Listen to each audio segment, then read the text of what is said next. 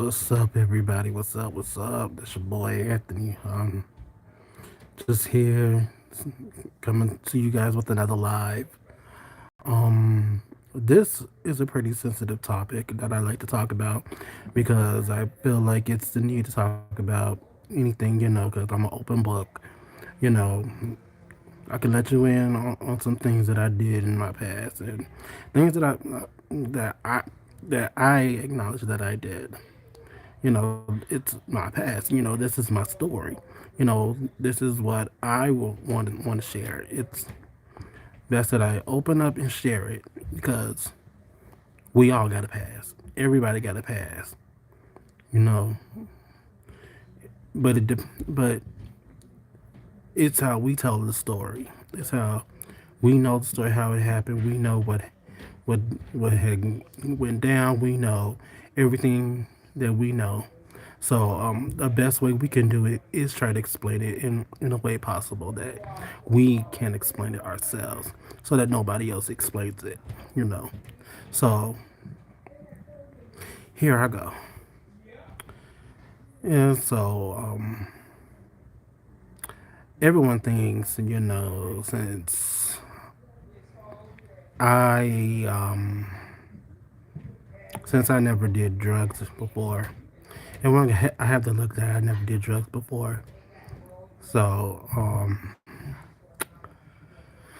I'm basically here to tell you guys that you don't believe that because it's in my past. I done marijuana was my drug of choice. Alcohol was my drug of choice too, and and I sniffed cocaine. I did that. I did that. It was all in my past. I was young. I was experiencing a lot of different things when I was younger. You know, I want to open up my story and tell, what I felt at the time. Because at the time when I first did marijuana, I was only 13.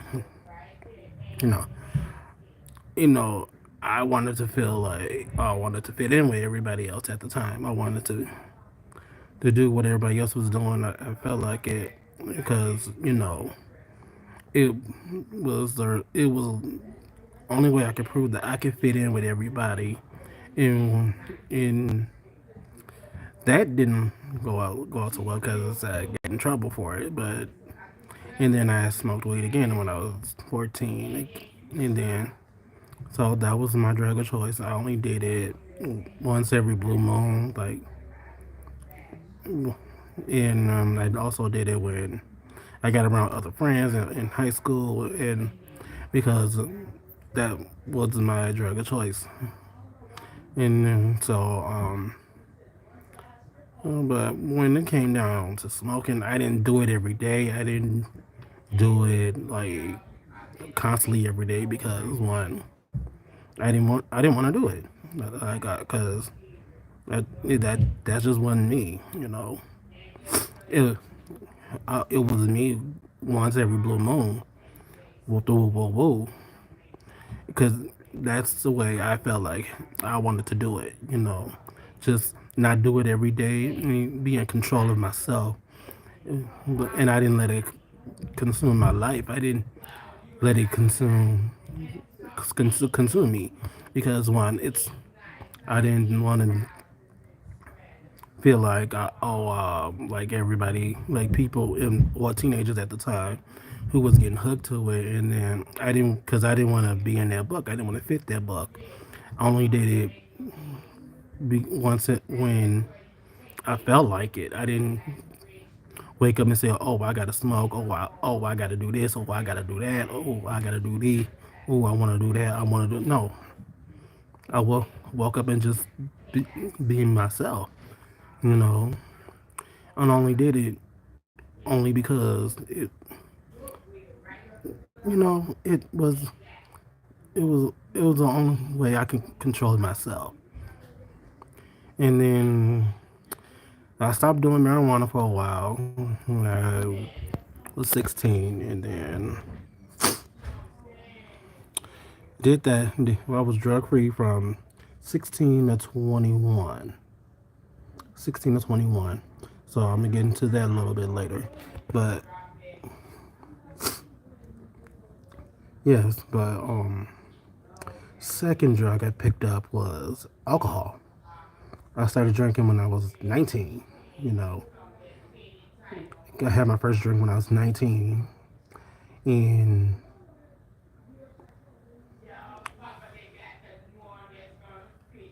it was my birthday. So it was my 19th birthday. Had to. I just wanted. I wanted a drink at the time. I didn't want to wait till I was 21. So I just started drinking at 19, and then from there, I'm only drunk every once in a while.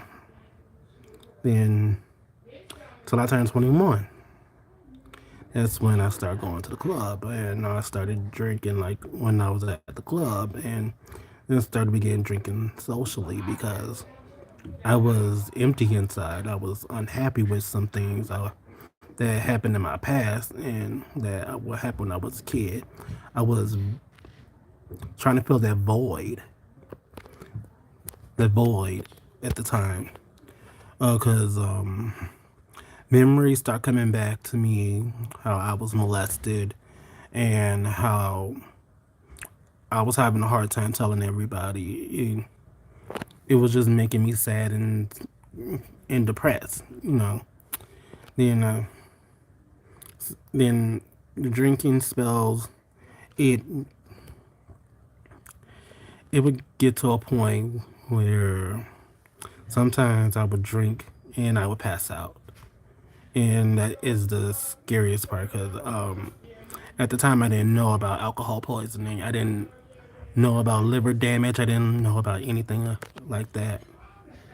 I just did it I because it felt I felt that void, and and then I slowed that down because that was not me, and I found a different way to cope with the depression I was feeling, with the stress I was feeling of being molested, and I was trying to find a better way to better myself, and so I decided to go get help about it, and then found ways to make it work. I found God, I found peace, and that I ever felt. Because now that I'm older, I can tell the story, of what happened and how it happened, and help somebody. But when I was in my 20s, I wasn't thinking about none of that. Not, I was not. I just moved on with my life and found better ways and only drunk socially. Not and I didn't drink. Only drunk socially, because you know I wanted to have fun. I was in my 20s. I wanted to have fun. So, and then alcohol went on for a while, and only came when I went to the clubs because I wanted to feel good. I wanted to dance. I wanted to be me. I wanted to be loved. I wanted to be free in. I just wanted to feel good in the moments of being in the clubs and drinking and stuff like that. Yeah, and some of those times, when I was in my 20s, it went and I got so drunk I went home with a few people. I don't remember their names. I don't remember none of them. I did go home with some of them. I did sleep with some of them, and I just went on about the day. Put my clothes, woke up in the morning, put on my clothes, and then went home, went back to sleep, and did it, and went back to the club.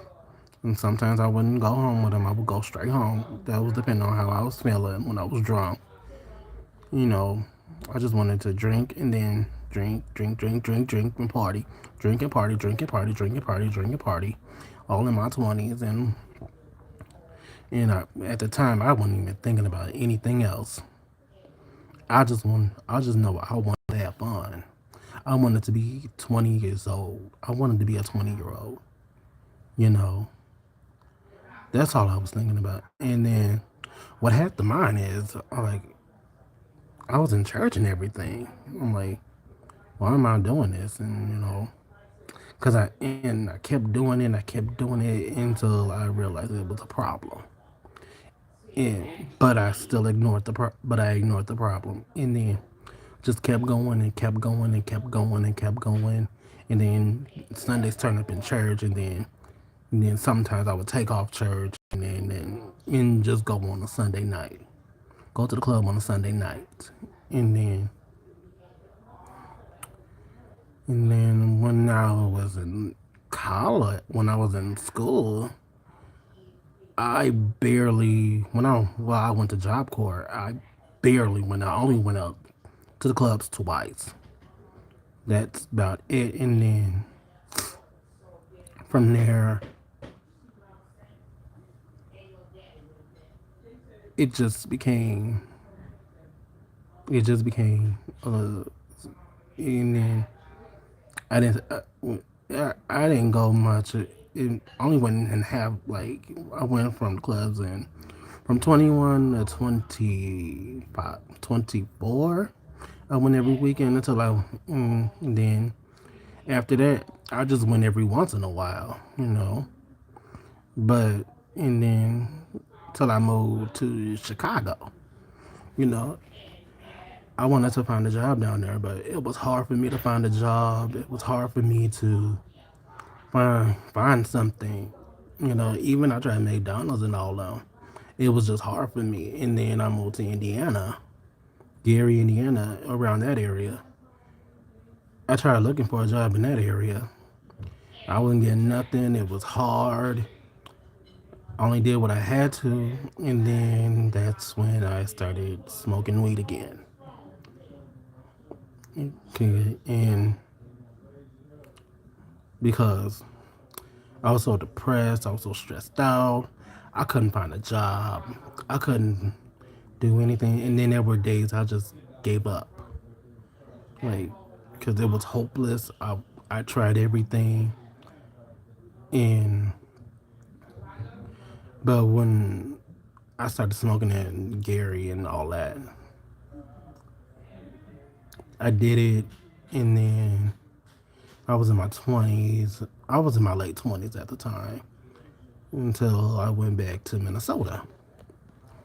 And then I ended up getting a good job, and I had to force myself to stop smoking weed because at the time I got a good job, a good cost center job, and then worked that job, and then I and then I resorted to drinking again because after I got fired for no unapparent reason, um, because that that just and then from there I didn't drink until I didn't drink for a while until I got really depressed again. And at the time, I wasn't on meds. I wasn't on bipolar meds. I wasn't on no antidepressants. I was just drinking and drinking and drinking until turn that light back off. I need to find my find your what? Oh, never mind. Never here.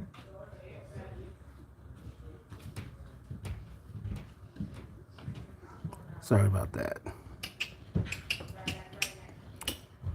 I just I just wanted to feel good. You know, then picked up smoking weed again, and then as soon as I got another job, I stopped that for a while. And then haven't smoked since then. And but the drinking, I only did it in secret because when I didn't want to see nobody, I didn't want nobody in my family to see me drunk and passed out, because I would be hurt to let my family see me like that. I would be totally embarrassed, totally just I wouldn't know how to feel if my mother saw me like that. I wouldn't know how to feel. I'd probably feel embarrassed because I know she'll be embarrassed if I was that drunk.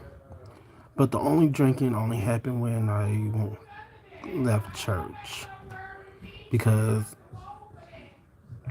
I was just so unhappy inside. I was in the spirit and everything in church, and then when I get out, I was like, why am I feeling depressed? Why am I down?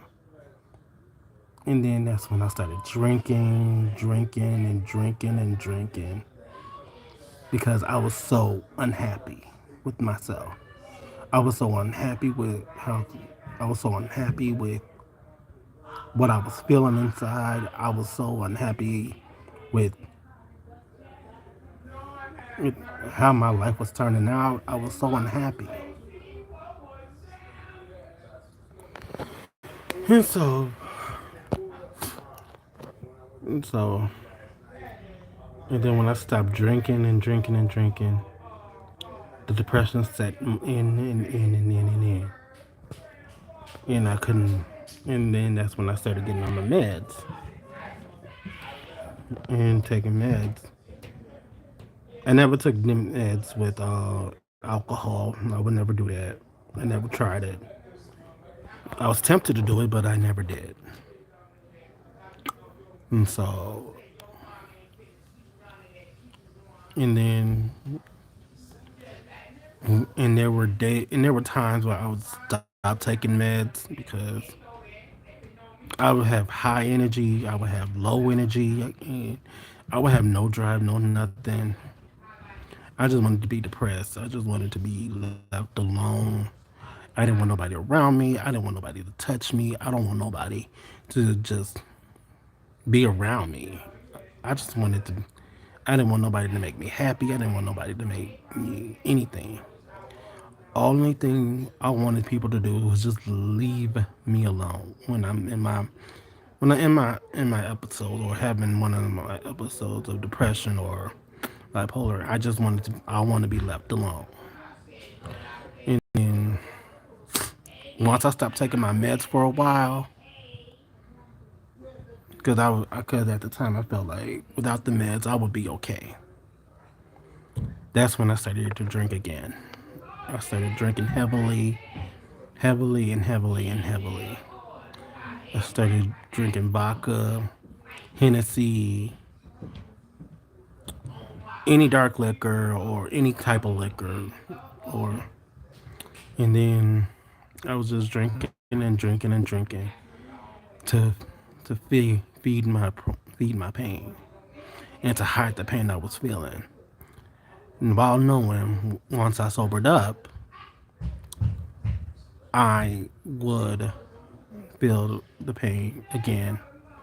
Once the sober went away, I didn't go back to smoking weed until I told myself I wouldn't go back because I felt better at the time. I didn't feel like I needed it. And then, but the drinking and drinking and drinking and drinking and drinking was just was just the way I felt I can cope, And then so I drunk and said some things to my lover at the time. To my lover, I, I that was enough because I didn't know. Well, I just had enough of that. So now I'm back on my meds and now and I'm feeling a little better. I don't drink like I used to. I don't drink, get passed out, and then until this last incident when my 15-year-old goddaughter got in my face. I got all riled up because she got in my face, and I just didn't like that. I found that disrespectful for a teenager to get in my face as an adult. Because, one, I'm not going to allow a 15-year-old to get in my face. Because because once you get in somebody's face, you're threatening to fight them. That's a threat to fight. So, let me tell you about that incident. That incident, I went over her parents' house just to watch her, because they know she brought boys in the house when she knows she's not supposed to bring boys in the house. So I went there and I just sat with her from Sunday morning to the afternoon until I was in the living room. I heard another voice, and I'm like I know this girl ain't got a boy in her room. And so I went back and I opened the door, and there she was in her room with the boy. And I'm like, what are you doing? What are you doing with a boy in your parents' house, in your room with the door closed? And I'm here, looking after you until they get home. What are you doing with this boy? And how did he get in? Because I was sitting up front, and but you had somehow she had to sneak in her window. So I'm like, okay, this is so I'm like, okay. So she's doing something she ain't supposed to be doing, you know. She and that was to me that was disrespectful. And I'm not her parent. So I started going off on her and telling her how she was wrong for bringing in a boy in her parents' house without her parents' permission, and knowing her parents had said no, she cannot have any company. She cannot have nobody over. Period, because she's grounded and she couldn't leave the house or anything. So she snuck a boy in. So once I bust through that door, that little boy ran out the house so fast. He thought I was her dad, and then to her dad came in, tell me. So her dad came in and asked me why I was going off on her. I told her, I told him, she had a boy in here, knowing I was in the living room, and she had the door closed, so she had to sneak him in the window. And then that's when she got up and said, and then she started calling me out my name, and she started saying how I was wrong and everything for busting in on her like that. And my first instinct was back up and let her dad handle it. Her dad was just like was very disappointed in her dad. He that she disobeyed her his rules, his and his wife's rule about her having boys in the house, because she's not supposed to have no company over. Period. While her parents are gone. And so she was getting in my face, pointing in my face, doing this, whoa, whoa, whoa, pointing in my face. And something to, something had to. I tried to listen to that still small voice and say, "Back away before you hurt this little girl." And then there was another side of me saying, "Hold your." And then so what had happened was, I couldn't believe she got in my face. I just had to step away from her because my next option was to slap the taste out of her mouth. I stepped away from her and let her dad handle her. I was like, you better handle her because she lucky. She lucky because one, I'm not the type of adult that will allow any child, especially if they're not mine or mine or not. I'm not allowing them to get in my face because that's a sign of disrespect. And that's a sign that they want to fight. And I'm not going to do that to no child. I will remind the child that they still a child, but I wouldn't. But I'm not gonna hurt that little girl. So I decided not to hurt her. But I just had to tell her that she had a boy in the house, and now she got in my face. I think you need to do something about her, cause he's the father. I'm not. I'm the godfather. He knows I. He knows I would have did something. He knows I would. He knows I would have did something. But no, there's one thing I'm not allowing myself to allow a teenager to disrespect me. I'm an adult. You're still a child. You're not a full grown adult yet. Teenagers are not full grown adults. And so I was so riled up. I was so mad. And he said, you know what? I'm so, I was disappointed in him a little bit. He didn't do anything. He just let it go on. And I said, he, he was just like, I don't know what to do. I tried everything. He tried punishments and all this and that. And he seen how out of control she is. So we ended up going to his room, him and his wife room.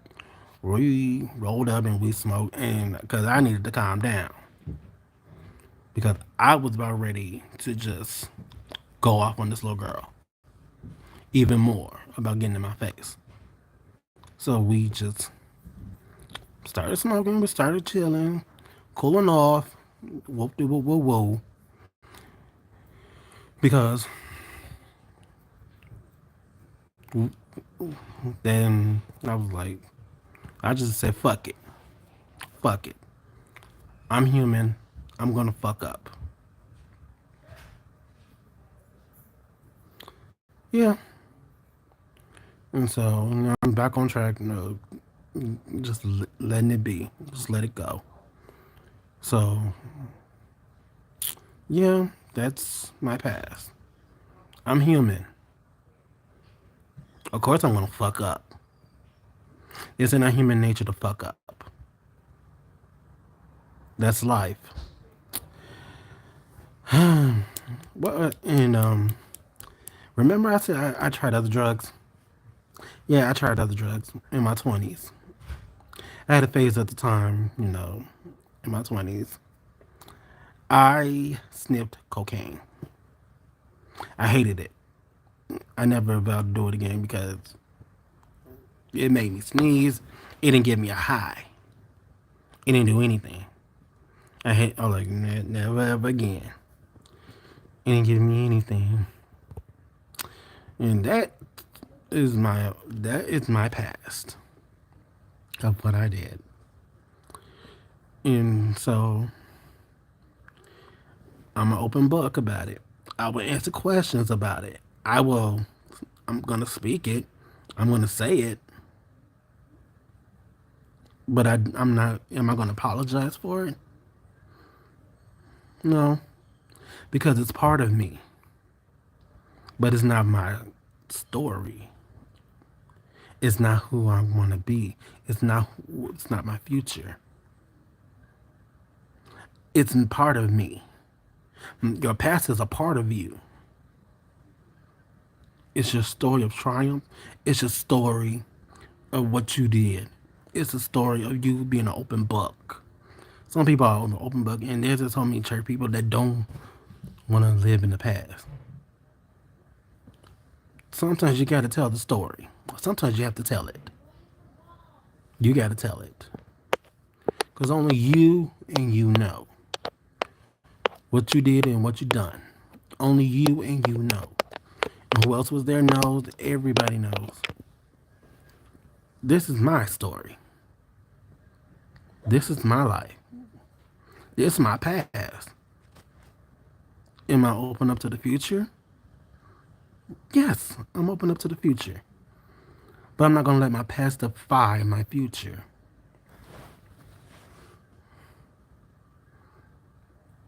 And I'm human at the end of the day. So that's all it is. I'm human. And this is my past. We all got a past. But it's up to us not to let our past to define our future. Me doing drugs and alcohol, am I going to pay for them when I get older? Yes. Yes, I'm going to pay for it. Am I ready for it? No. But it is what it is. Because when I get older, I know I'm going to have to pay for it. Because your past can haunt you. Your past can come back and bite you. So that's why I am telling this story. I'm telling what happened, what I did, and all that I did.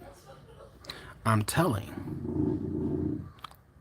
Have I sold drugs? No. Never sold drugs in my life. I would never sell drugs. I never sold drugs in my life. I will smoke it before I sell it.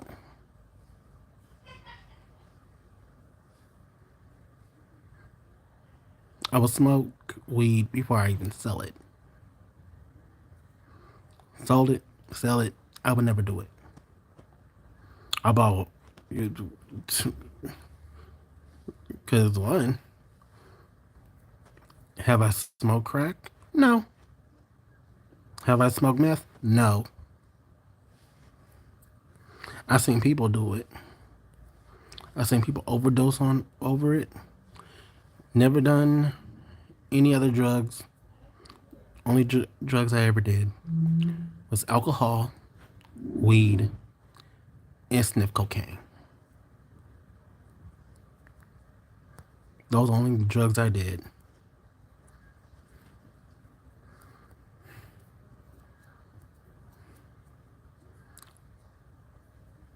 It is what it is. The past is what it is. I would have I wished I ever did cocaine. Have I wished I never sniffed cocaine? Yeah, I wish I never did. Cause it wasn't a drug for me. It wasn't for me. I didn't feel anything. Because I didn't feel a high. I didn't feel anything.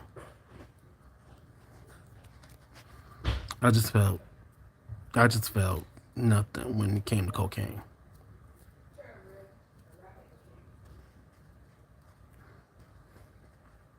And that's all I'm gonna say. I'll see you guys later. Have a good night. Like, comment, share, and subscribe. See ya.